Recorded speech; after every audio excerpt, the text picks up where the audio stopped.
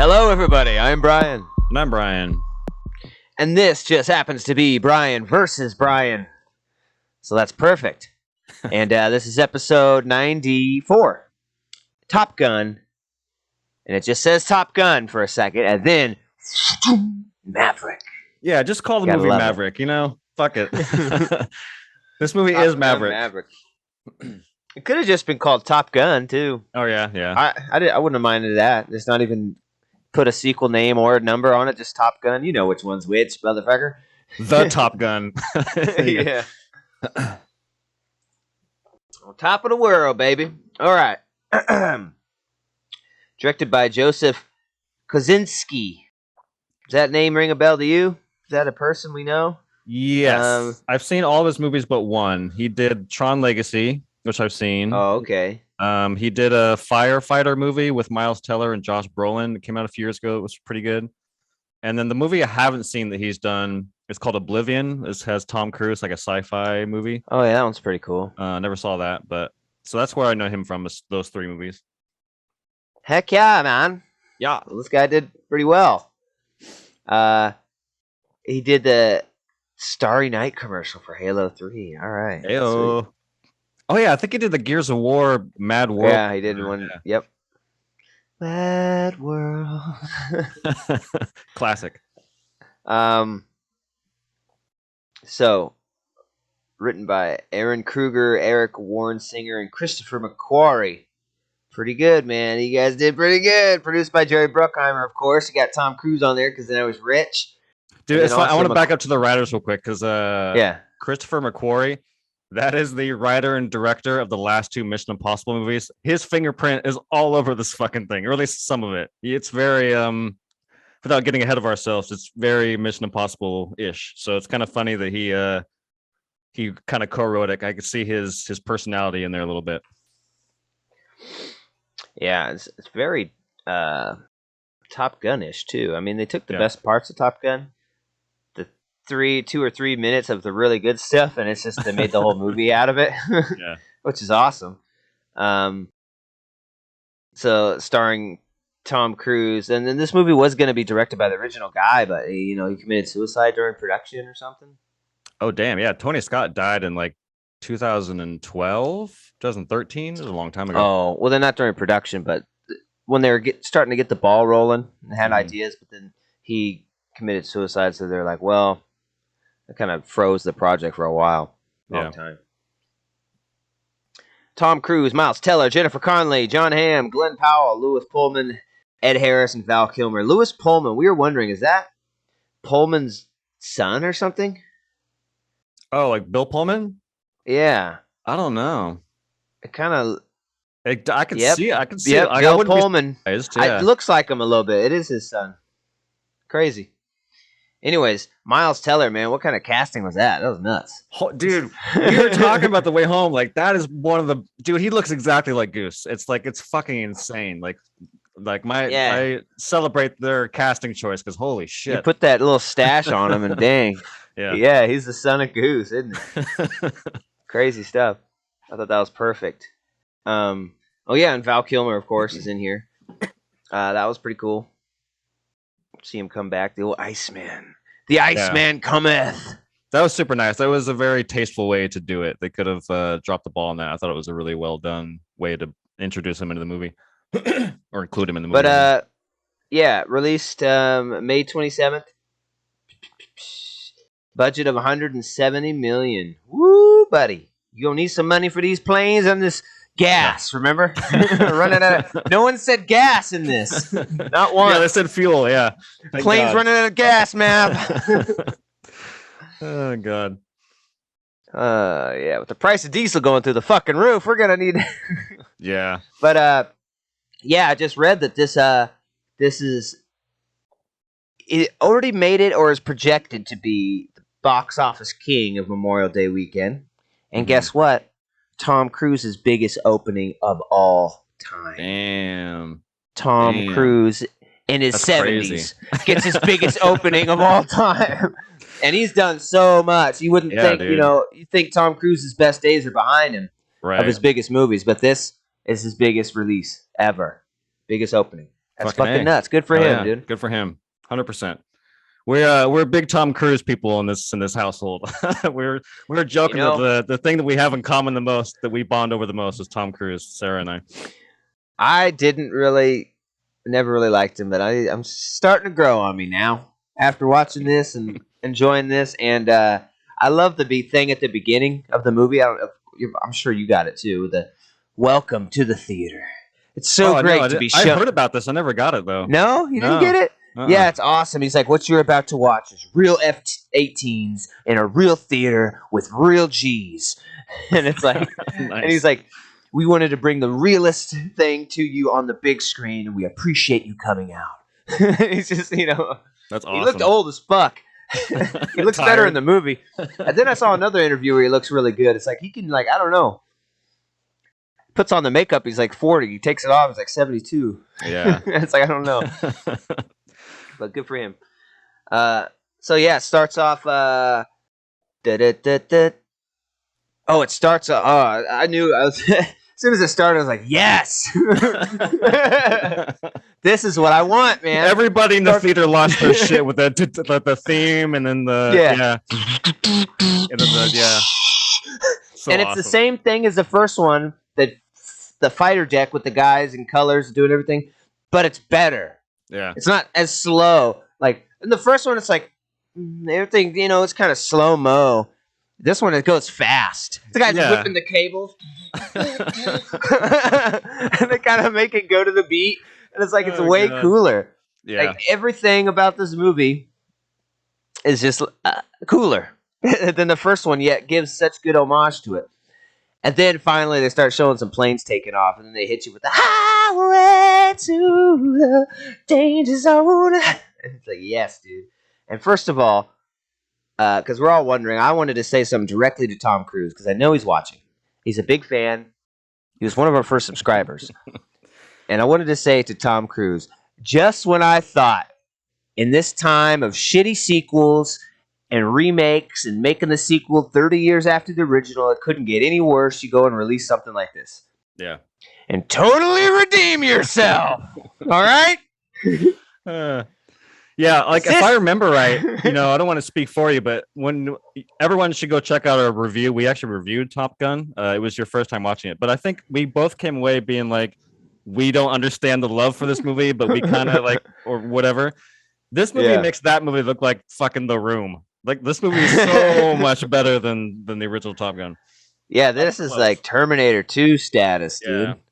This is fucking. It's not even Terminator 2 status, because Terminator 1 was pretty damn good. Yeah. It's just Terminator 2 was that much better. This is if Terminator 2 was the sequel to Terminator Salvation or something, right?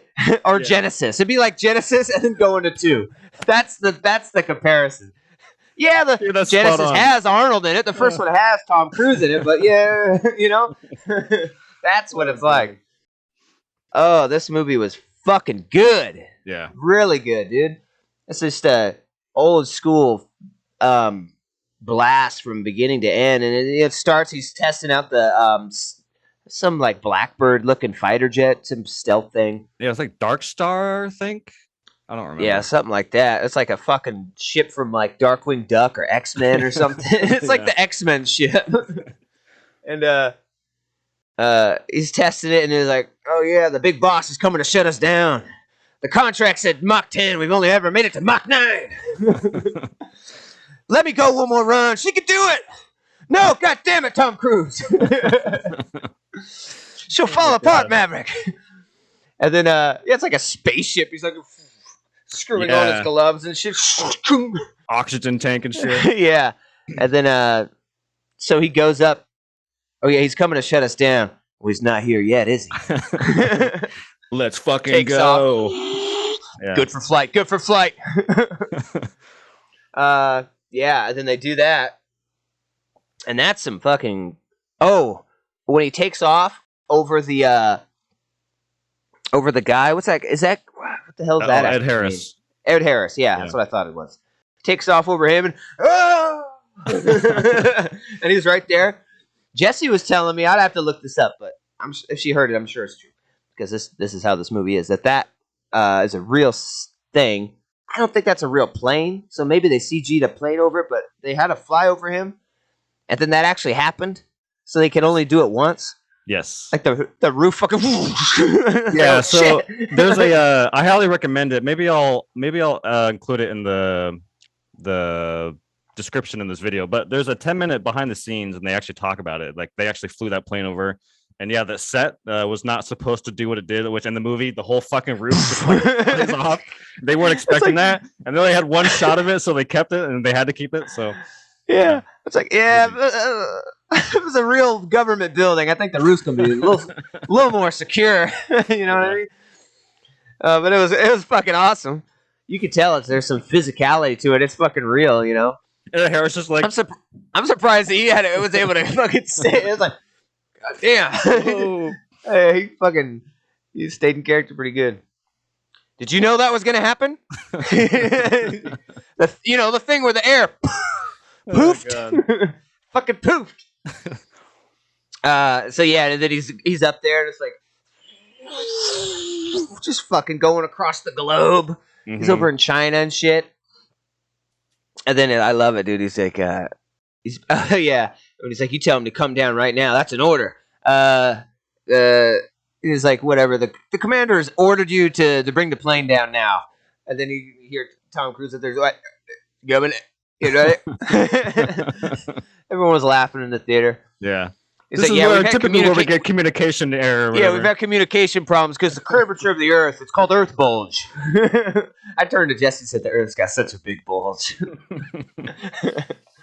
And, then he just does this awesome scene where it's a really good sense of speed. You know, normally when they have those like supersonic kind of plane scenes, it doesn't seem like it's that fast. Yeah. But this one seemed fast to me, like because there's so much of the Earth is traversing. Yeah, and just the sound design of it, the sound design of like just the fucking even the visual of the number going up and the sound design and effect. It's just like, Jesus Christ, a little more, baby, a little more. I love it too because the whole goal was to hit 10, and it's like yay, and then he cuts back to him. And he's like, just a little bit more. Yeah, it finally gets to 10, and I like that that black dude throughout the whole movie. I really liked him in it. I don't know what he was, or he's just kind of like he's like the guy behind the desk, like in the superhero kind of helper guy. You know, he's always checking on things. Well, the calculations, and flight support, and I like he's like Mach 10. He's the world's fastest. Maverick's the world's fastest man alive. And then he keeps going. Hull integrity. And then it just fucking blows up. And then I also turned to Jesse and like, that's the end of the movie. Yep. Hey, everybody. He died. Still better than the first one. Yeah. It's just a short. It blows up and then he's always fucking up his career, man. He's still a captain. Because he hit Mach 10, he does what they want, but then he has to push it and destroy the $1 billion airplane. Mm-hmm. You know what I mean? And I like that next scene. He's like, he walks into a diner in a spacesuit and it's all covered in soot and shit. Mm-hmm. And he's like, and everyone's just staring at him. And he's like, grabs a glass of water off the waitress's thing. I love how he drinks it. He's just like looking around. He's chugging the whole time, but he's like looking around while he does it. And just, thank you. And he's like, where am I? And the little boy, Earth.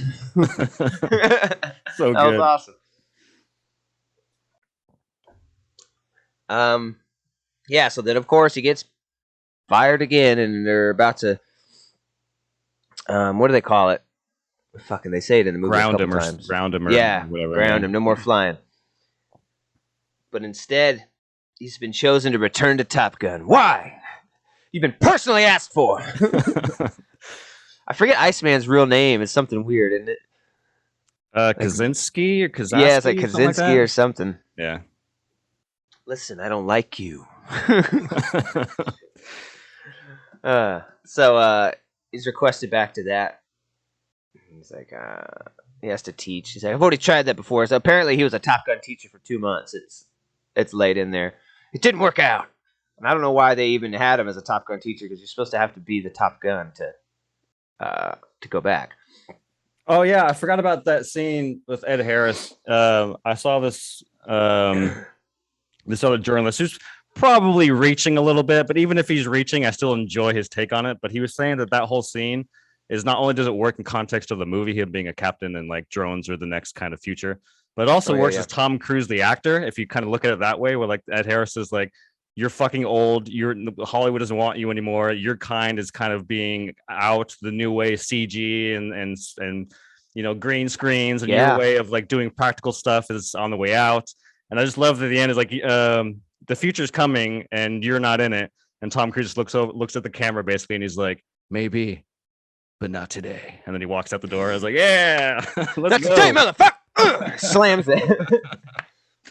I don't know. I thought that was a kind of interesting take when you look at that scene in that kind of context. Yeah, I could see that. Yeah, and this whole he gets hired for that, and they're talking to him. So I didn't want you. You weren't my first choice. You weren't even on my list. All right. That Ed Hamm, is that his name? Or Jon Hamm. Jon Hamm, Ed Hamm, Ed Harris. Yeah, yeah, Jon Hamm. He plays a good little army type hard ass, or Navy. And then he's saying, we have something in common. We were also Top Gun, 87 and whatever.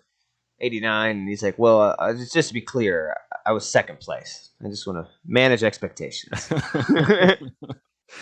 And they talk about Iceman requesting him himself. And they got a mission. And we need you to teach these kids. Oh, yeah, he's like, I'm too old to be flying missions. It's like, I can't do this. It's like, no one asked you to fly, okay? We don't want you to fly. You're reckless. I want you to teach these kids how to fly. Yeah. And the mission is like the mission doesn't fucking matter, but it's cool. Yeah. Some stupid nuclear bunker. Hey, they're going to get some plutonium in a bunker somewhere, and it's in the bottom of a crevasse, because that's where it's safest. We got to bomb it, Death Star style. It's literally the Death Star, yeah. We have one chance. We have a 1 centimeter opening. Yep. That's impossible. And you got Miles Teller. I used to bullseye womp rats back in Mississippi that were no bigger than no bigger than a meter. It's totally the Death Star trench run. 100%. You got to go down the little fucking thing. Yep, you have to go down the trench. Yep. So good. What do you mean? There's anti-aircraft guns on the. Yeah, there was on the Death Star too. You see Luke pitching about it. All right, man up. Oh god. So the mission is they have to go down, this snaky canyon run, Death Star run, and it's like you have to be. They're trying to fly at 100 feet. 50 feet, 150 feet. Jesus Christ. Like a fighter jet. And then they can't go above, I think, 300 was the absolute maximum, because then the guns could see you, and you'll take a direct hit. And they can't fly. They had to fly old. They make an excuse to fly old jets so they can get them for the movie, right? Because you're flying a modern fucking. You're going to be flying like an F-22 Raptor. I don't even know what the newest one is. I think that's what they fly now, the newest thing. Certainly ain't no F-18 from 1987 or some shit. What were they? They were flying 16s? No, they're flying F-18s. Oh, F-18s. F-18 Hornets. What does he fly at the end? Is that a 16 or a 14? That's a 14, like 14. the original movie. Yeah. Oh, okay. Yeah. So they have an excuse like, well, we're going to need the F-18 for these purposes. It's the perfect aircraft. Well, that's convenient because those are cheaper to fly, and the Navy will let us use some. Yeah. And most of those are private owners now. All right, cool. It also gives a ridiculous excuse, but also it works in the context of, getting the audience kind of amped up, is that the enemy has 5th generation aircraft, and we can't outmaneuver them with our efforts, so they kind of set that up as well, so it kind of helps. They don't tell us that the F-18 is like 2nd or 3rd generation aircraft. It's just not a 5th. That's all you need to know. It's not the 5th. And so they got to go down that trench run, 100 to 150, no higher than 3. And then when they get to the end, they got to do a fucking a crazy ascent up the side of the mountainside to get to the top of this little fucking volcano canyon thing. And what do they say? Oh no, yeah, when you're going in, and then they when you're going up, you're gonna have to invert and fly in. It's the only way to fool the missiles. It's like, why? The invert and fly in, and then get yourself back normal, and then you fly in, and then we have to. The first team has to hit it with a marker, and hit it with a bomb to just open it up, to open the ground. The second team has to hit the open hole with a bomb to get down to the bunker. That's 2 miracles. First miracle, the second miracle number 1, miracle number 2, yeah. And then to get out, they have to do this crazy ascent up the mountain. That's going to put you at 9 Gs. Your body's going to weigh over 2,000 pounds. Your skull is going to be crushing your brain. Yeah, as your lungs collapse and your trachea begins to expand. And if you don't succumb to blacking out, something else. You have missiles waiting for you at the top. Fighters will get you, yeah. Because going up, you're going to hit the target for the. Yeah, you're going to hit the ceiling, and then you have about 12 seconds before the 5th gen fighters arrive. I love this whole speech, by the way. This whole speech is fantastic. It feels like a heist movie. You're like, yeah, let's go. God. So good. It is good, man. And then, and there's even some other stuff before this, like when Tom Cruise arrives at the bar and you meet Jennifer Connelly. Mm-hmm. I mean, we don't know who the fuck she is, but it treats her like she's like the girl from the first one. Yeah, she's like, it's almost like she's from the first movie. It's like, oh, remember? No, it didn't happen, but I'm okay. It seems like they have history. Yeah, I like it. And her ringing the bell and shit. Yeah, I'm actually really glad they went that way because, like, it would have been, to be honest, the love story in this movie didn't work for me, but it's so corny, ridiculous, so I kind of warm up to it a little bit. But I did appreciate that they do have history instead of Tom Cruise meets a woman for the first time and they fall in love in 24 hours and that whole nonsense. Like, I'm glad that they have like an established thing that that they kind of run with. So I appreciated that. I liked it because I feel like this whole movie was about Tom Cruise knowing it's over. Yeah. There's you know by the end of this movie he's gonna die. Yeah, like getting old, I knew it. Mm-hmm. I knew it. Like, there's one mission. It's going to be something. I don't know how it's going to happen. He's going to sacrifice himself. He's got to die, right? By the end of the movie. I thought for sure. So the whole movie was kind of like him putting a nice bow on the end of his life, I guess. It's like wrapping everything up. He never had a wife. He never had anyone to mourn him if he was gone. And I feel like the love story was about that. Yeah, he really wanted to have this... I'm surprised he didn't like marry her before the final mission. I thought that was going to happen. Like, dude, yeah, right. I just want you to be my wife, okay? I want you to know. Because, Miles says something. You never had anyone to mourn you. Who cares if you go down in flames? Yeah. And so that's what I thought it was. He just wanted someone his forever because he just needed that. He never had it. So that's why I liked the love story. And obviously they had history before. And this time he's like, well, I need it. Yeah. It's about like atoning for your past, I guess. And kind of get the sense that he was, a hotshot asshole in a sense. So he's just trying to make up for all his wrongdoings, which I like too. Yeah. Then even when you first see him in the he lives in like a Air Force a hangar. Yeah, it's got his like apartment in there, and he's got the pictures of Goose and stuff, and Goose's son. So that's pretty cool. But yeah, that P-51, that's his P-51. And he flies that a lot. I've seen him fly it with like James Cordry and stuff on late night. I guess he wanted to fly like the F-14 or the F-18. and then the Navy said, absolutely not. Yeah, no. There's no fucking way. Like, this is a fucking fighter jet. Yeah. It's like, dude, we don't let civilians fly fighter jets, okay? God bless you for trying, though. God bless you for trying. Are you sure? So where were we doing? Oh yeah, the escape the end. Oh, he's training these kids. There's so much in this movie. It's hard to remember where to go with it because it goes by so fast too. It's all just like, yeah, it's a fucking brisk 2 hours and 10 minutes. It goes by so fast. Yeah, and Oh yeah, it's training him on the mission, and it's like the fighter trench run, right? You have like 2 minutes 30 seconds. Mm-hmm. That has to be done. And so there's always this thing where they can't ever make it in time. They're just flying in the desert, but they're using like navigation GPS to simulate the path they'd have to go. And no one can ever make it fast enough. Who did make it? Wasn't it Miles?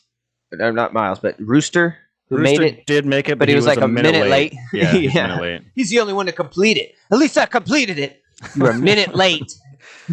You're already dead. 5th generation fighters. Maybe you hadn't heard about the 5th generation of fighters that were on your ass. All right.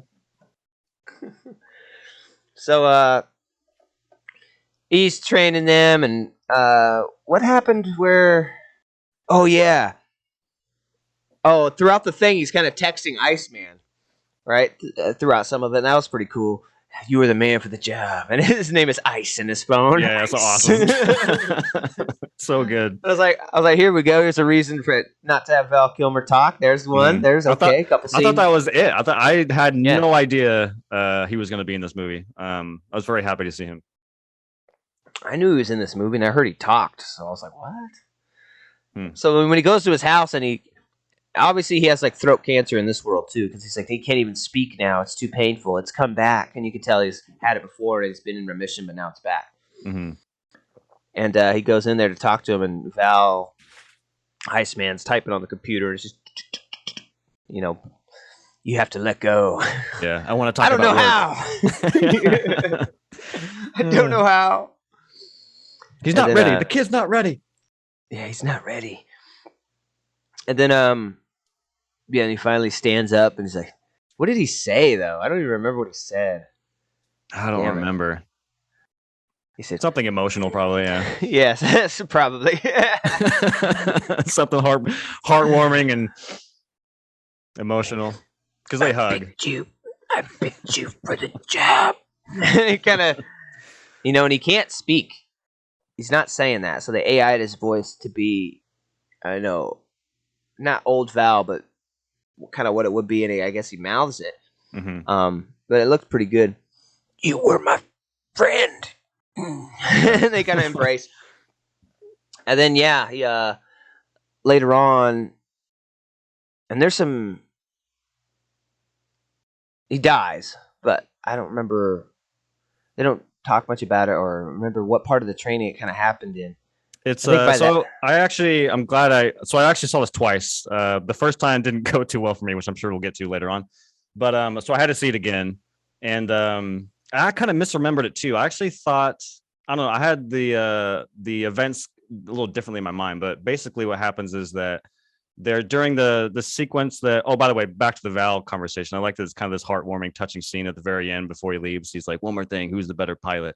And Maverick's like, well, let's not ruin a good moment. It's kind of a fun way to end that conversation. But after that, eventually we get back to training for the Death Star run. And I think they get a bird flyby, and Phoenix, her engine goes out, and it's the whole thing. And then she has to like jettison out.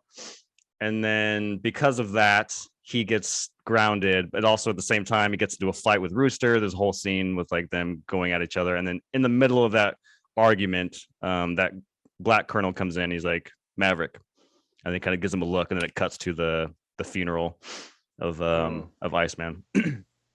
So it's after the Phoenix getting her engine blown out sequence. And in the trailer, they make you think it's going to be one of his pilots that died, like one of the ones he's training, but it's Val. And the funeral was really awesome, dude. Jessie was crying like this movie was The Notebook throughout this whole thing, dude. She loves Top Gun 1, and she's like everything. When Val first showed up, Oh, it was funny when he died. They showed Val Kilmer's picture, and then the coffin. I heard her say, "No," and she started crying. I was like, "Damn, dude." She's like, in it. And she was just fucking loving it the whole time. She's like, I fucking love this. She wanted to go see it immediately after. I'm like, no, I'm good. Like, it was good. I'm not going back in. But maybe give it some time. So yeah, she fucking loved it. I mean, I loved it too, but not like that. I cried a little bit. I got a little welly on. I don't remember what parts. I think it was the last part. It got me a little bit at the end, on the flight deck when they come. Yeah. But where were we at? Oh yeah, Val Kilmer's funeral, and that was a really cool scene, man. Because he's like the Pacific admiral, like in charge of like all the like West Coast of the Navy or something like that. You know, the hope is, I don't know, huge guy. Yeah. So they got the whole thing. They got the flyby. And then he has to hit the wings into the coffin, and hand his wife the flag. So that was pretty emotional. And then, we find out Iceman has been like protecting him his whole career. He's always fucking up, and then Iceman's always been getting promoted, so he's able to protect him and move him to different things and keep him from being discharged or court-martialed and stuff. Yeah. But now he's gone, and so the guy's like, Iceman ain't here to protect you no more. And so where do we go from there? That leads to like the next scene. He gets kicked off. He gets kicked off, right? And then Jon Hamm shows up, and he's like, "All right, motherfuckers, now I'm running the mission. We're gonna raise your bar to 400 feet instead of 150. We're gonna slow your speed down by half or whatever." And everyone's like, "Yeah, we're gonna give you 3 minutes." You're basically making it a suicide mission now. It already was a suicide mission, but now you're guaranteeing us death. And so in the middle of that, they hear Maverick's intercom or something, and then they turn around and look at the screen, and he somehow got a hold of a jet, and he sets the timer to 2:15, which is 15 seconds less than what the mission is, and he fucking just does the Death Star run by himself. Does it in 2 minutes and 15 seconds, proving that the mission can indeed be done, which is kind of a fun scene. Yeah, that was like awesome, and that's we haven't really talked about it because it's just kind of known, but it's all like real. Every scene you see with them in the cockpit, you can see the G's on their face. Yeah. You can see like the drooping face and go to the side and lifting up, and then they're a little bit weightless in the seat. And it's just so fucking awesome, dude. And I can't tell what parts are CG because they use so much realness. I think there was one part I saw where the two planes were like really low and there was a bunch of trees. That kind of looked like it was probably CG. But other than that, I was really having a hard time spotting the difference. Yeah, not only that, in terms of like them, you get the facial expressions of the actual jet. Not only that, but you see the entire environment. Like when you go back and watch Top Gun, the way they filmed it is they basically had a camera on the dashboard looking up. So you just see a helmet, and then like there's probably blue screen or green screen back in the 80s. But in this movie, it's like a fisheye lens, and you actually see the surroundings of where they are. It's not just like a close-up of a helmet of their eyes. It's like the whole environment that they're flying through. It's incredible how they did that. It's fucking insane. So immersive. Yeah. And a lot of the explosions and stuff just look amazing. Mm-hmm. Like when they're shooting stuff, it very much looks like an explosion. I was never once like CG, overtly. Weird stuff. Awesome stuff. I just couldn't believe it. This is like some crazy work. And he steals the jet, does the mission. Now they know it's real, right? And then he gets confronted by the Hamm character, and it's like, well, what do I do? You've proved the mission can be done. Do I, I could court-martial you and dishonorable discharge you for stealing a multi-million-dollar piece of equipment and disobeying a direct order, or I could have you be the leader on this flight team. And he's about to say something. Yeah. He's about to say something. He's like, oh, yeah, I think he asked, what should I do? And he's about to answer him. He's like, shh. And the other guy's like, I think it's a rhetorical question. Maverick gets all excited. Yourself another grave. Chime in. Yeah, it's a pretty good moment. Yeah. And so he's made the flight leader. And then at that point, what do they do at that point? They do much more trials and testing? No, I think from there he goes to tell God. I think her name is Penny. He goes to tell Penny that he has to go do this mission now. He told her he was never going to leave, and now he has to go leave on this mission. And then after that, they do another briefing of the mission, which at this point, they've already told you the mission about 7 times. Like, they really hammer that mission home, what they have to do. This part actually confused me. Maybe you can shed some light into this. I don't know anything about aviation or how the Navy does things, but there's a moment in the briefing scene where the general guy is like, all right, Maverick, pick your 2 teams or whatever, or what's team 1? And he goes Phoenix and Bob, and then he goes Bagman and whoever Bagman's or Payback and whoever Payback's co-pilot is. And he's like, okay. And he goes, who's your wingman? And he goes, and then it cuts to Hangman. He has a smile on his face. He's a cocky fuck. And he goes, Rooster. And he goes, all right, Rooster's your wingman. And in my mind, I'm like, okay, cool. So in my mind, wingman means he's going to be the co-pilot. He's going to be sit behind Maverick on this mission. And then when it shows the 4 planes, I'm like, oh, okay, I guess that's not what a wingman means. And I'm like, okay, well, then maybe wingman just means the plane that's next to you, because they're doing sets of 2. He's my, Rooster's my wingman, the plane right behind me. And then it gets to the mission. And I'm like, oh, Phoenix is behind Maverick. Rooster is with Payback. I'm behind them. So I'm like, what the fuck does wingman even mean? Do you know? Like, I don't know what. Is he just like second in command, or like what is that? Because he picks him as a wingman. Wingman would be the person flying with you, but I don't know. It seemed like what they meant by wingman was the leader of the other team. Of the team, yeah. I guess that's because there's the 2 teams. There's the marker team that opens the bunker, which looks like it was Tom Cruise, right? And then the next team would be the one that actually threw the bomb in there. So I guess in wingman, in this sense, they meant who's your wingman, who's going to run the other show. Gotcha. Because your wingman's super important and watches your back. I don't know. Yeah. Probably wasn't the right terminology for this particular kind of mission. Yeah. But it's kind of probably what they were. Yeah. And and he chooses him, and that's Goose's son, and they kind of have these fights throughout because I guess Tom Cruise. It says it numerous times. I pulled his papers at the academy. Yeah. They hammer that shit home too. Yeah, I set his career back over 4 years. Why didn't you want me to fly? You weren't ready. You think too much. You gotta do. Oh god. And then he reveals to that somebody, I think the girl, the love interest, that his mother on her deathbed promised me to stop him from flying. She never wanted him to fly. And so I did. I pulled his papers. And she's like, does he know that? No. He can resent me all he wants. He doesn't need to resent her. And so that's pretty cool. Yeah. He can't say it because he's protecting his mom. And but he has a reputation for thinking too much and then acting slow. So Tom Cruise the whole time is telling him, you don't think, you do, or you don't think, you act or you feel, or you're gonna die up there. Yeah, he's kind of portrayed as like a conservative pilot, where like he doesn't go the limit. I think even Hangman even tells him that up front. He's like, dude, this is a mission that you need to fucking go the limit, and you for whatever reason can't do it. You're not ready for this shit. Yeah, and he tells him right there, when he's like, you need to just do it or not think. And he's like, trust me. He's like, my father trusted you. I'm not going to make that same mistake. Like, damn. And, so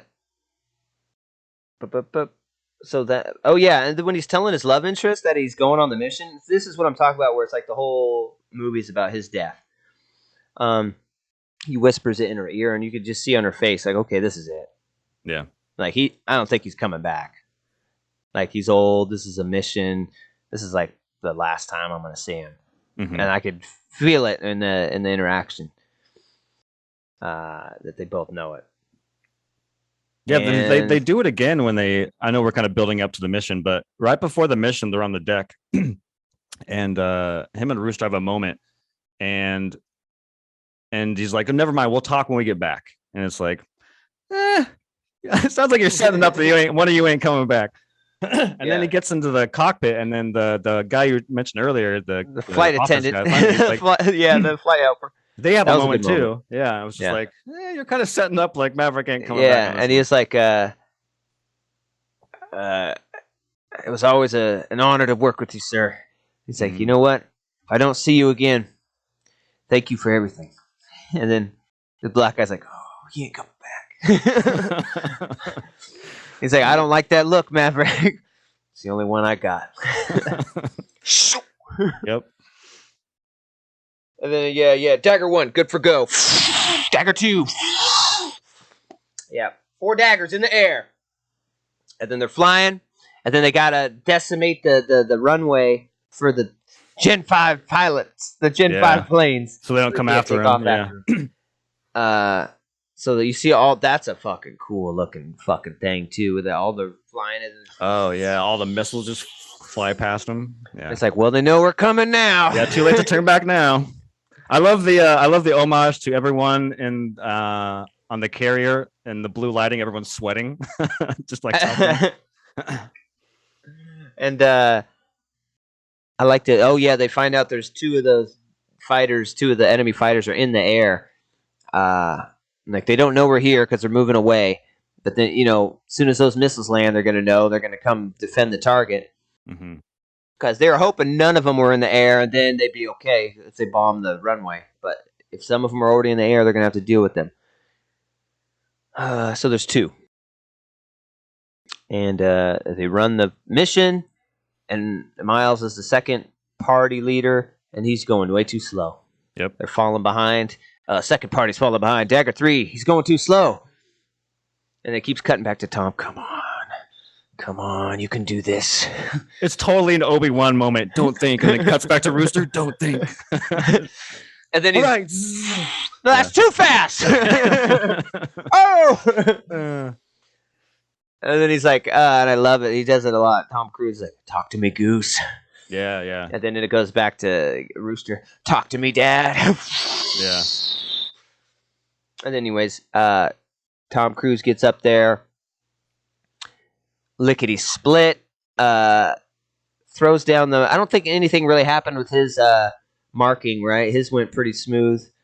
Yeah. They laser marked it. He shot it. Boom. And they got out. And then the second team comes up. Laser's not working. It's going wonky. This motherfucker's got a lazy eye. And so he's like, Rooster's like, fuck it. I'm going to have to go eyes on. Yeah. What do they call it? Free fire. I don't even know what they call it. Yeah, something like that. He's like, are you crazy? He's like, launch.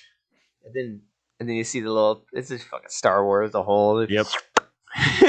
And I like the explosions in this. They're all seem pretty realistic. They're not like fucking crazy fireball type shit. Like this one, there's like no fire at all. There's no fire. Yeah, it's just underground explosion. Snow and rubble. Yeah. Kind of lifting up. Got it. And then they're out. And then immediately when they're out, they're little. The missiles point at them. They'll start flying.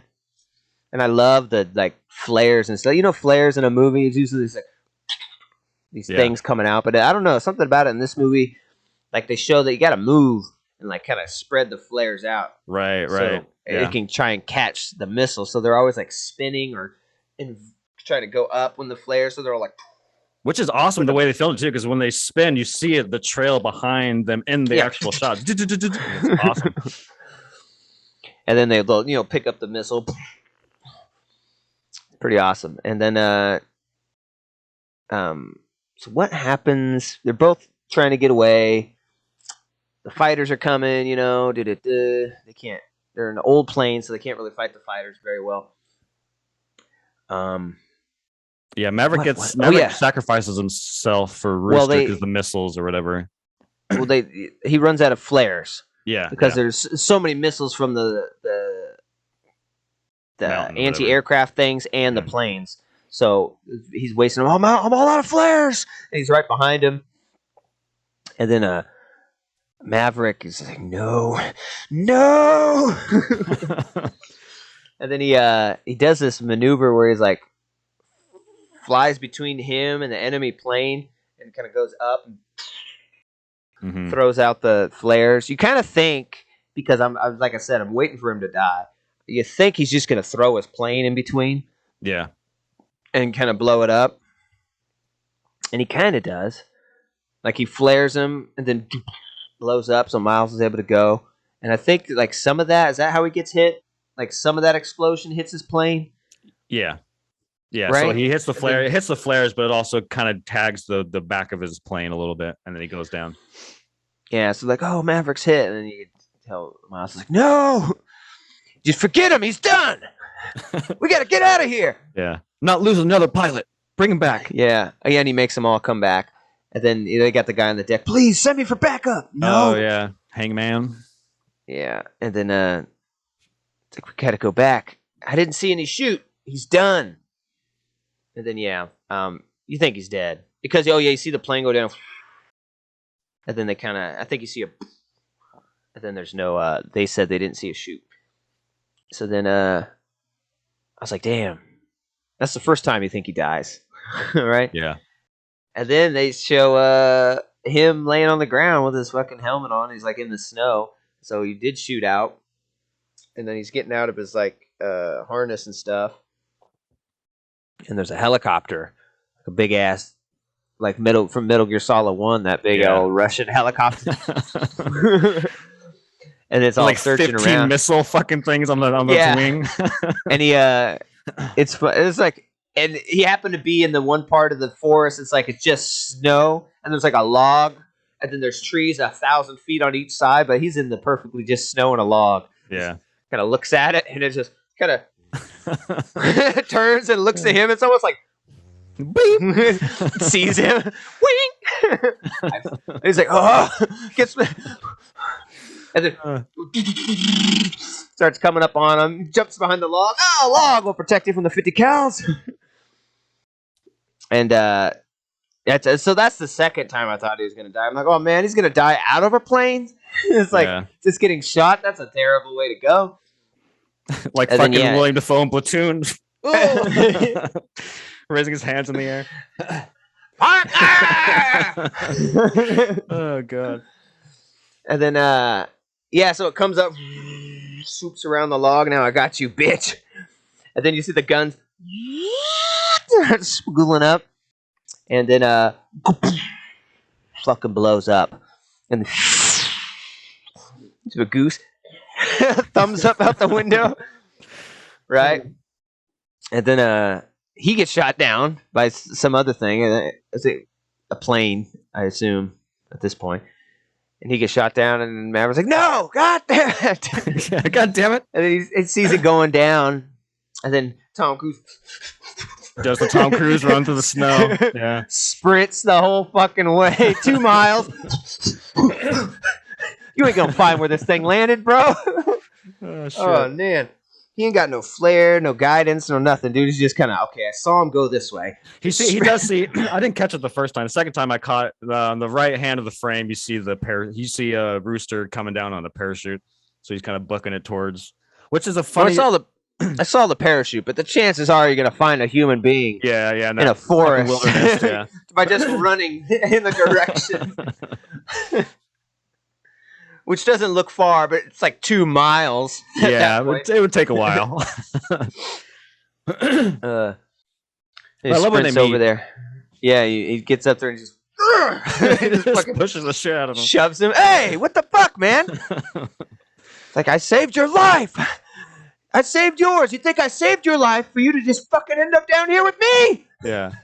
What are you thinking? Do? You told me not to. Yeah, he told me, and then he's like, oh, fuck it. He's right. Yeah. God damn it, you're right. And then it's like, well, what the fuck are we gonna do? I was like, oh damn, this is a weird way to fucking end this movie, man. It's like, what? Yeah. What are we gonna have, a rescue mission now? I felt like the movie was over at least 2 times before this. So I was like, man, this is strange. Now they're both out of a plane. It's like, this is not how I want this movie to end. This is weird. Now it was going so great. And so they go back to they look at the bombed enemy stronghold, and they got like their, monocular. Their monocular out, and they're all looking down there and they see there's a guy over there. There's more guys over there. I like how they call it. Yeah, they're fucking. That's where they live. Yeah. They're there, dude. And they're looking, and then in the hangar they see one plane. Ooh.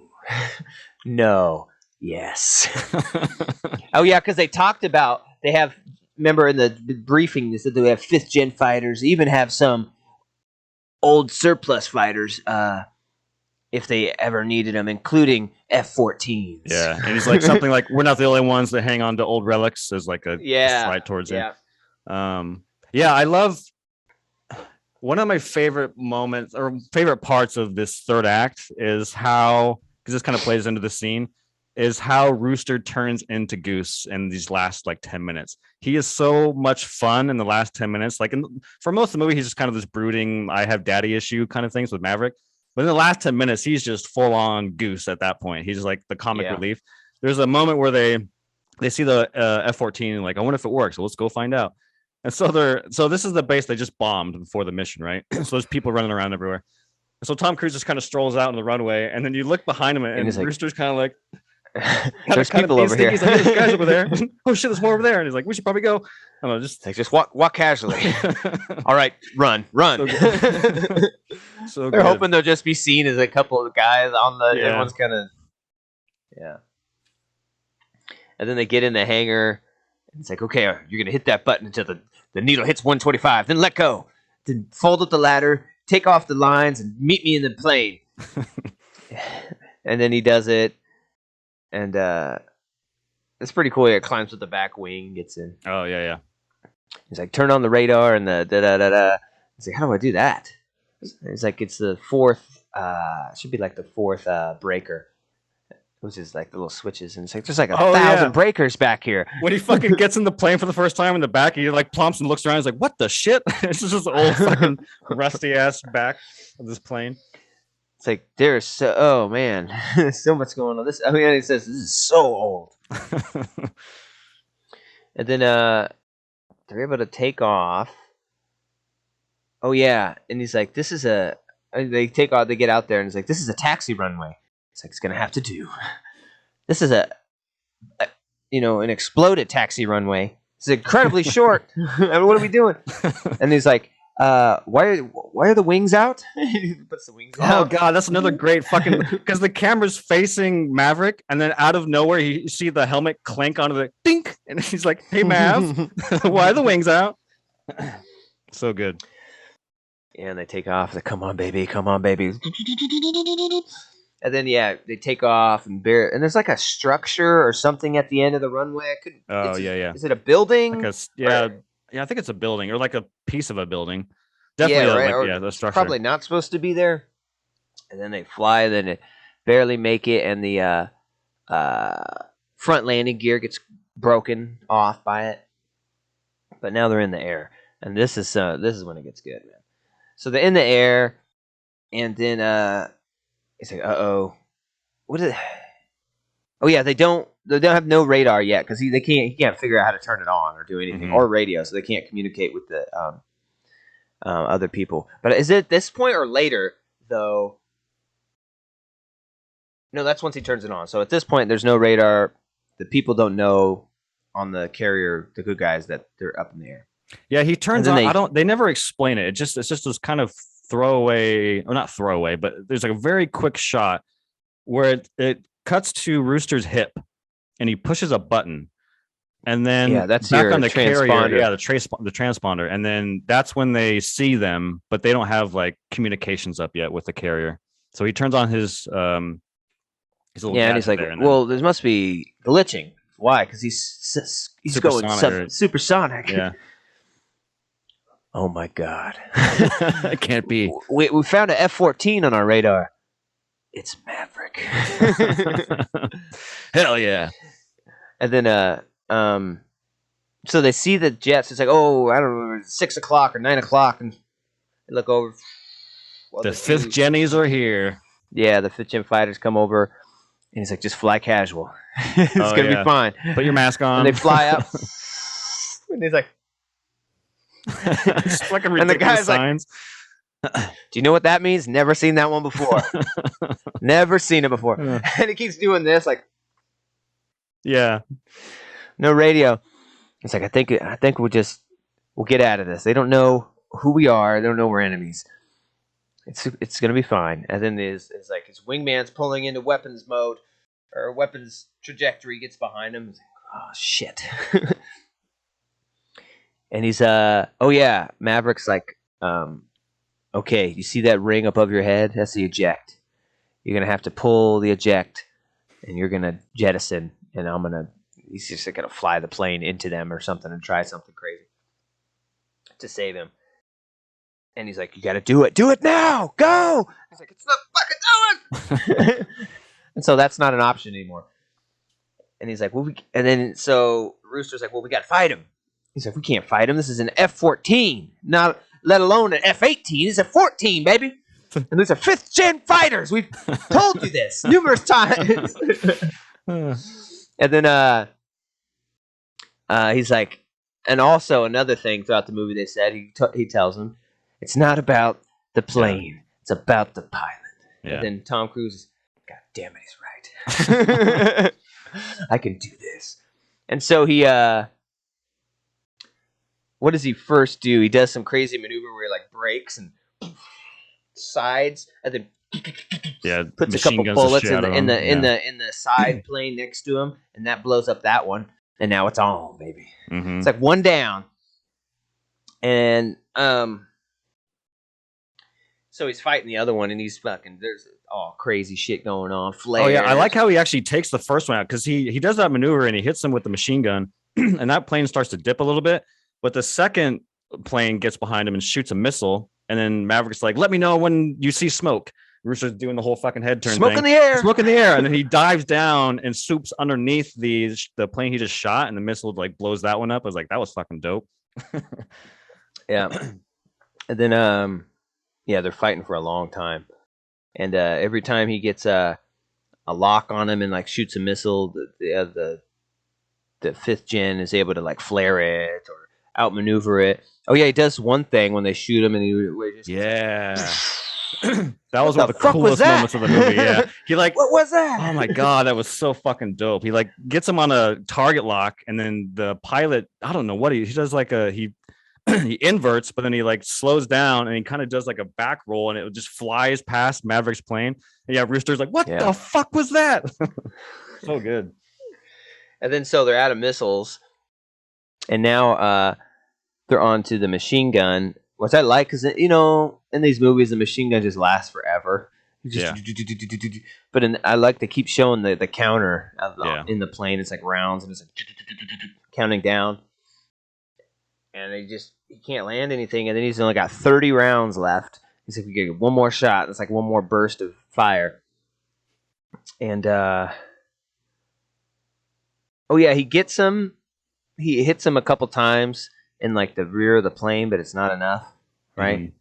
With the last 30, and now they're completely out of everything. I think they're out of flares, they're out of rounds, they're out of missiles, and then he gets him, and there's a lock on him, that's what happens. And he's trying to outmaneuver, and then he's like, and then you can tell when he's getting locked. And then there's a moment where he's like, they're climbing to try and avoid a missile, right? Or a lock on of a missile. And he says something like, I'm sorry, Goose. He's like, I'm sorry, Goose. Because now he's going to die, and his son's going to be with him. And that was a pretty emotional part. And you think he's going to, I'm like, they're going to kill both of them? Like, fuck. Yeah. What kind of ending is this? I like the sacrifice better. Whatever, you do what you do. It's your movie. And so, but then the guy launches a missile, and the missile gets like, like a plane length away from his jet, and then the jet blows up, and the missile blows up because the explosion expands to it, and it's motherfucking what the hell's his name again? Oh, Hangman.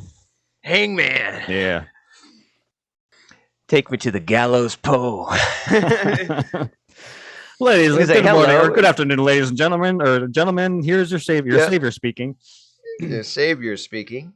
Oh wait, I think I'm trying to remember. Oh, so yeah, there's that moment. I think you're describing the third plane because there's a third plane that shows. So they maneuver a second one through the canyon, and then I think the second plane ends up running into the cliff or something, and then they go to the water and they're like, oh, we're coming home, and all of a sudden they're like beep beep. He gets the radar finally turned on. And then there's like a plane coming at them, and they're like, "Oh shit, we have no fucking bullets, we have no missiles. Like, how the fuck are we gonna do this?" And then there's like a chase scene, like you were saying. He kind of goes up, and I thought that was kind of a. You think you're out of the woods? You're like, yeah, that was a fun little dogfight, and then nope, we got one more fucking bogey coming right at us. You're right, because he had 2 kills. Yeah. From Top Gun, and he had 2 kills from those planes, so that's now 4 kills for Maverick, and then he gets this next one. Well, I guess that'll be Hangman's because Hangman gets 2. Yeah, that's the second one. But they say he has 5 by the end. Does he have 3 in the first one? I don't remember. And 2 in this one? No, yeah, I think maybe he did have 3 then, because there's 3 MiGs. Whatever. But then he got 5 because there's the line. He's got 5 kills now. He's an ace. And so they come back. They land. Really cool, like, celebration and stuff, right? Like, that was some really cool scenes. The whole crew's just fucking hyped. Oh yeah, and they had to land with no front landing gears. Like, put up all the wires and stop this. It's just a net. It's like that. That's fucking awesome. It's gotta be a strong fucking net. Yeah. And they have they have like that conversation at the end finally. Well, first, like, Rooster and Hangman. It's always been like kind of the Maverick and Iceman dynamic, where finally now they're friends and respect each other, so they shake hands. And then Rooster talks to Maverick like they wanted to before, but they couldn't. But at this point, the conversation has changed, right? Because now it's more about what just happened. So Maverick's like, "Thank you for saving my life." And then this is the part I got emotional. And Rooster's like, "It's what my dad would have done." Yeah, and they hug. And then you see Tom just, "Son of a bitch, come here!" So good. Yeah. So this movie, fucking awesome, man. I loved every part of it. It was so fun. Obviously, you don't have to like Top Gun. I didn't think Top Gun was a very good film. Agreed. This is an amazing film. Yeah. It's just crazy to have the 30-year sequel be so much better than the first one. That's never happened, I don't think. I mean, Ghostbusters Afterlife is good, but it's not better than Ghostbusters. You know what I mean? Right. It was an achievement to be good. Right. But this, like, supersedes everything that was done. You like, that other movie didn't even need to exist. Like, this could have been not a sequel. Top Gun was never made, and this movie comes out, and they just have that backstory. They kind of tell you what happened before. Right. Through story devices, and it would still be an amazing film. You could probably open the film with Maverick and Goose young, and Goose dies, and then the rest of the movie is like a flash forward, and then they're kind of dealing with. I mean, right. It could be its own movie. And I agree. Like, this is definitely one of the best. I don't know what you call them now. I think they're calling them legacy sequels, whatever they're called. Definitely the best one. I think it's better than like Force Awakens, Ghostbusters, all the ones that have come back. And what I like about it too is, like, a lot of these legacy movies coming out now lean really heavily into like nostalgia, just to get us to go like this in the theater with no context, which is fine, I suppose. But this movie, those decisions actually make sense in context of the film. So, like, the first thing you get is Rooster playing Great Balls of Fire on the piano. But it makes sense because he has a memory of his dad playing it on the piano when he was younger. So it makes sense that he would kind of carry that thing. It's not just a nostalgia thing for us to go, hey. And then the other one, which we didn't even talk about, was the beach scene, which is obviously an homage to the volleyball sequence in the first one. But again, in context of this movie, it makes sense because he's trying to build morale between the teams. So let's go play fucking football in the ocean. It's not just like we're going to have them do this because they did it in the first one. You know what I mean? It is that, but it also kind of makes sense. So I like that the things that they did include that are homages make sense in the context of this movie as itself. So the fucking football scene, man. Yeah, that was pretty awesome, man. Oh yeah, we didn't even bring it up. One of the guys' names is Bob, his call sign. Oh yeah, Bob. You're kidding me? That's your call sign, Bob? That's it. Yeah, that's what they call me. Is it for anything? Don't tell anybody it's just short for Robert. And then Hangman is like, I don't know what it stands for. Baby on board. Yeah. But by the end of the football scene, like Bob, they're all holding him up. Bob. Oh, we got ourselves a goddamn team. Yeah. So, anyways, yeah, that was a pretty fun scene. Score. Oh man, I had an idea of a score coming into this. I had an idea of a score walking out of the theater too. I had an idea of a score walking out of the theater, and then it went up to this morning. It went up a little bit when I thought about how much I liked it, and then as we're talking about it right now, as one of the best sequels of all time. It's amazingly shot, and like it just feels like you followed these fighter pilots. You know what I mean? Like it's not a movie about it. It seems so real with the fucking. You see it, the G's in their faces every time they're fucking rolling. It's like you just seem so real, and then all the planes, everything about it is so gorgeous. And it's just a really cool emotional story, and like maybe the role of Tom Cruise's life, and the biggest opening of his life, which is fucking awesome. Yeah, like this movie deserves this. They worked so hard on this. So I walked out of the theater. I felt like I was giving it in like I felt like an 8.5 to 8.7, and then this morning, thinking about it, I was like, man, no, I think it's higher than that. I think I'm 8.9 is where I'm at. And then after talking about it right now, I'm like, I think it's even better than that. Yeah. I think I'm at a 9. Solid 9. Like this movie is 9 territory, and that's my score. I'm going 9. It's fucking amazing. Hell yeah.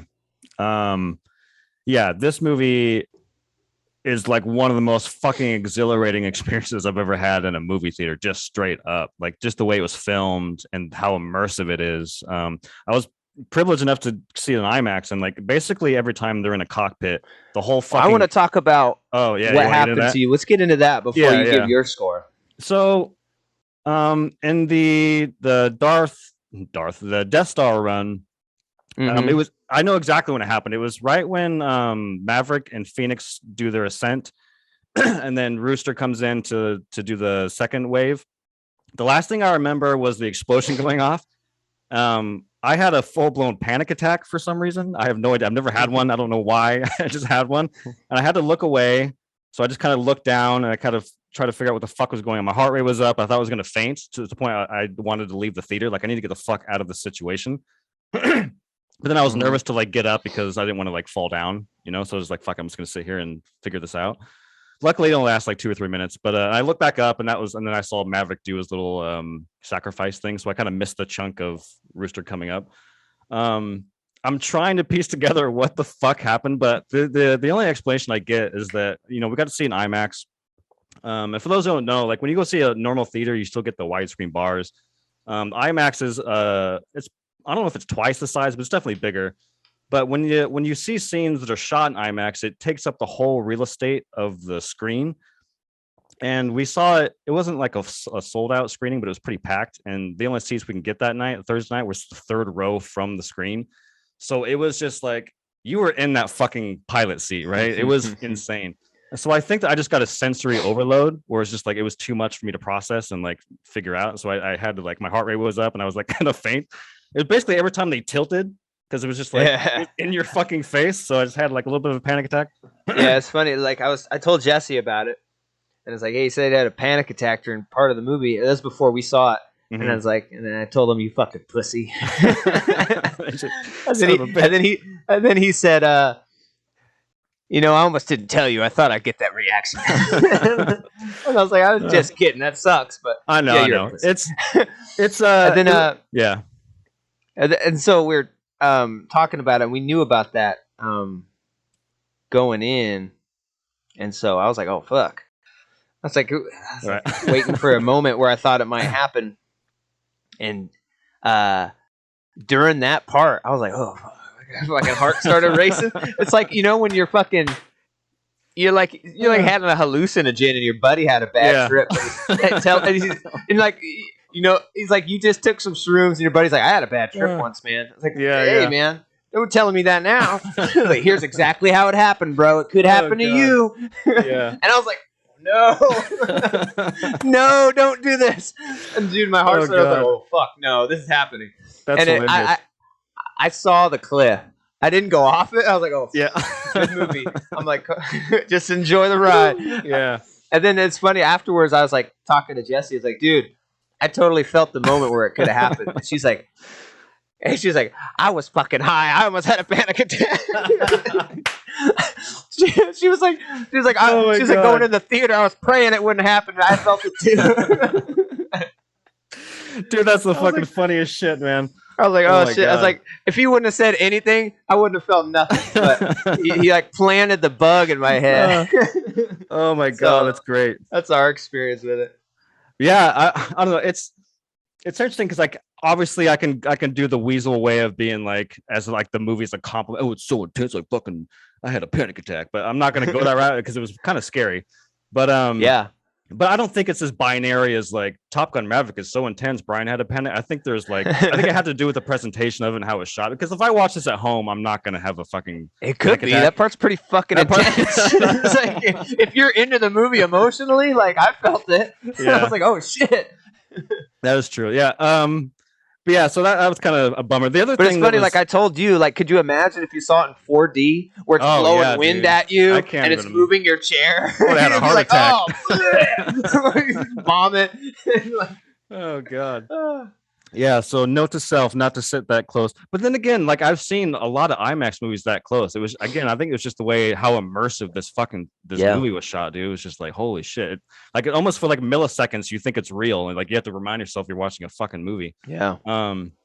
But yeah, back to my review. It's like, you know, this is one of the most exhilarating movie experiences I've had in a fucking long time. They just don't make these kind of movies anymore, and it was just so much fun to strap in and fucking have a great time with it. And yeah, dude, just the homage, the way the movie opens with the theme and the danger zone played, all the characters I enjoyed, even the Top Gun candidates, Phoenix, all those guys. It's interesting because I didn't know much about the movie other than it was called Maverick and Maverick was going to teach.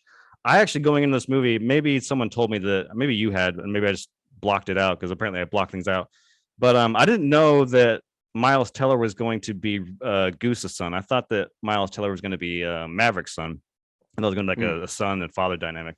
So I was kind of surprised to see it was Rooster. Just by the trailer with that little stash. God dang, he looks like Goose. I thought Miles Teller fucking killed it. I want to watch more stuff with him. He has a show on Paramount about the making of The Godfather, which I kind of want to jump into. Oh, yeah. That looks cool. And yeah, Hangman's great. I love it. He's such a fucking asshole, but I love it. He was very much like Val Kilmer. He did he did a really good job.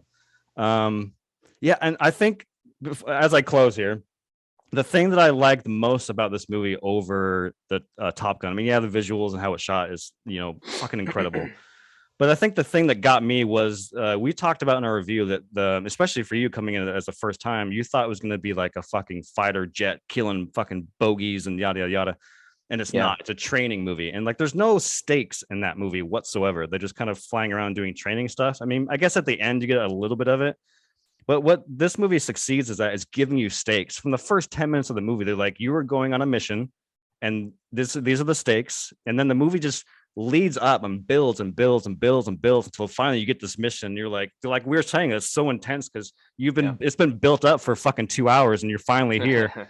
And it is important to raise the stake, to establish stakes. Like it gets you invested, involved in the characters and in the action. And I think that Top Gun does not do that whatsoever. So I'm glad that this movie does, and I think that's it's probably its strongest asset aside from its visuals. But this movie ruled. I saw it twice. I had to see it again so I could, redeem my myself. But also we had. Did you feel it at all the second time? You're like, oh god, dude, it's not getting even funnier because the second time, what you're describing, I had with myself, and I kept telling myself, "Don't have a panic attack. Don't have a panic attack." So it almost made it worse. I didn't have one, but I was always, like you were saying, on the edge of one because I kept telling myself not to have one.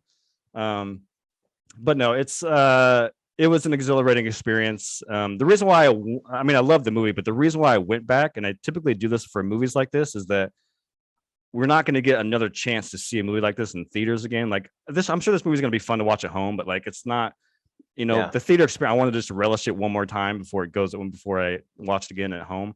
I try to do that with some of these bigger movies. This one I was like, I have to go see this in IMAX again. There's no way. Like I just need one more, and then I'm done, and then I watch it from home from here on out. But all this leading up to my score, I think this for me is a 9.4. I love the fuck out of this, dude. This was such a breath of fresh air. I'm already a fan of Tom Cruise. I thought he fucking nailed it. I can't wait for the next Mission Impossible. I just love what he does. I think he's one of the last remaining action stars from our generation. They're just actors. The only one I can think of is like Tom Hanks, but what the fuck? When's the last movie you saw with Tom Hanks? Yeah. And so I don't know. I hope he keeps rocking and rolling, man, giving us these awesome action movies that fucking rule and they're different from the Marvel stuff, which there's nothing wrong with Marvel, but it's just a breath of fresh air, and I hope he keeps doing this shit because I love it. You know what's funny? We had the trailer for the next Mission Impossible in ours, and it's going through it, and I was like, dude, what's up with this stupid song? Like, play the theme. The theme should be playing this whole time, but then it kind of does like the instrumental, quieter version. You can tell it's in there. I'm like, dude, just play it, dude. Yeah. And then at the end, it's like explosion, Mission Impossible, da da da. I forget what it was called. And then it's like part 1, and I just went. And Jesse's like, looks at me. She's like, "Did you choke?" I was like, "No, I laughed." I was like, "Really? 2 parts? We need it's kind of weird. 2 parts to this." They've never done that before. It's kind of a weird decision. I heard it's the last one, and that's why they're just they wanted the epic 2-part ending and just be done with it. Nice. But I just thought it was so funny. It's like, damn, part 1. Like, Jesus. But you don't want to put that in the title. Do the Dune thing where you walk in and it just says like part 1 or something. You're like, all right. Yeah, and then hope to God it sells enough to get your part 2 made. True that. So a 9.0 and a 9.4. Fuck, dude. This is like this is a must see, man. I don't know if you agree. This is a must see. Go check it out. Absolutely. And it's one of the highest movies we've scored. Yeah. Even as I'm sitting here, I'm like, man, I could have went higher. You know what I mean? It's like my score kept getting higher the more I think about this movie, but I'm happy where I'm at. It's a 9. That's pretty fucking close to a 10. So 9 and a 9.4. Huge praise. Go see this movie, man, and absolutely see it in theaters if you can. Yes. Absolutely, if you can. So that's it. Maverick 9 and a 9.4. So it's Memorial Day weekend. Tomorrow we're gonna have a special double header. Tomorrow we're gonna do Obi-Wan premiere. So 2 episodes of that. Looking forward to that. That should be pretty cool. Hell yeah. But as always, please check us out on Spotify, on Apple Music, and as always here on YouTube. And we enjoy having you. We love having you. Join us every Sunday and this week also Monday. So please come by, like us, subscribe to us, check it out. We enjoy having these chats with you. So till the next Vs, the Bryans tell you peace. Peace.